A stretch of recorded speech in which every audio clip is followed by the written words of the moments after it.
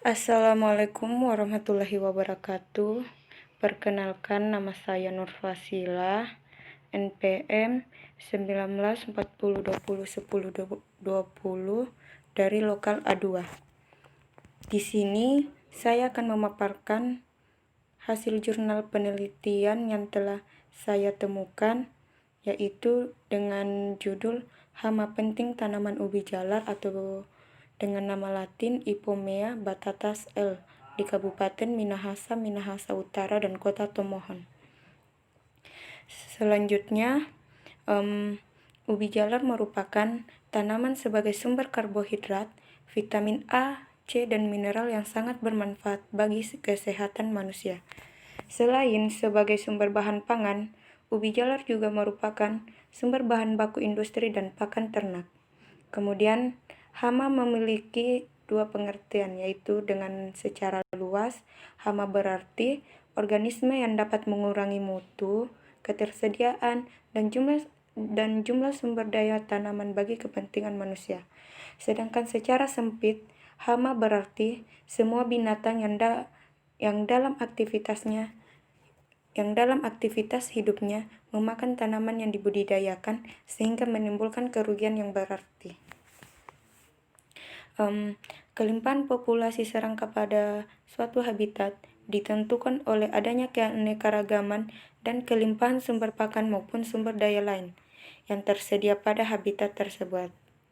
Keadaan pakan yang berfluktuasi secara musiman akan menjadi faktor pembatas bagi keberadaan populasi hewan di suatu tempat oleh adanya kompetisi antara individu.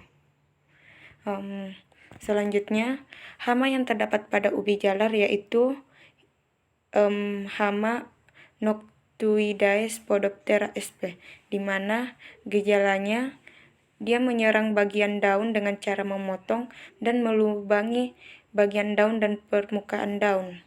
Untuk pengendaliannya, kita bisa menggunakan kultur teknis dengan cara pupa-pupa ulat gerayak biasanya kita letakkan di dalam tanah dengan pengolahan tanah dan akan membalikan tanah dan membinasakan pupa yang ada di dalam tanah tersebut. Kemudian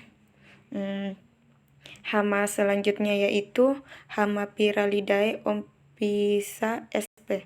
Di sini gejalanya dia menyerang batang dan umbi pada ubi jalar. Di sini kita dapat mengendalikannya dengan cara kultur teknis, dengan cara kita bisa menanam stek yang telah diseleksi dan terbebas dari telur penggerak, dan juga kita bisa menggunakan sanitasi lahan dengan cara kita membersihkan lahan dari pupa penggerak dan sisa batang ubi pasca panen.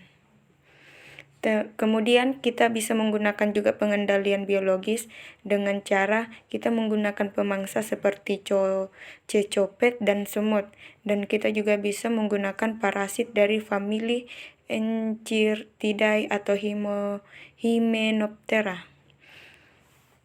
Selanjutnya, hama yang ketiga yaitu larva Dinastidae oryctes sp. Di sini gejalanya larva kumbang memakan kulit umbi sehingga akan ditemukan bagian permukaan pada kulit ubi jalar terkelupas. Di sini kita bisa mengendalikannya dengan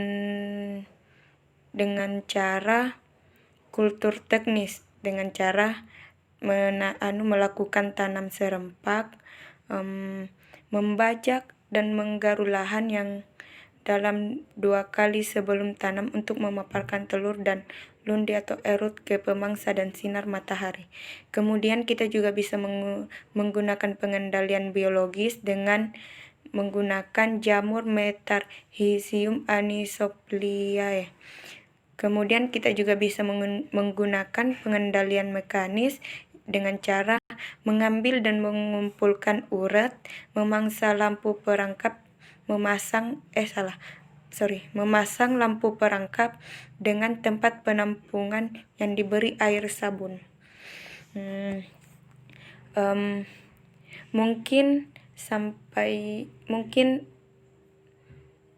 segini pemaparan saya, kurang dan lebihnya mohon dimaafkan. Minallahi taufiq walhidayah. Assalamualaikum warahmatullahi wabarakatuh.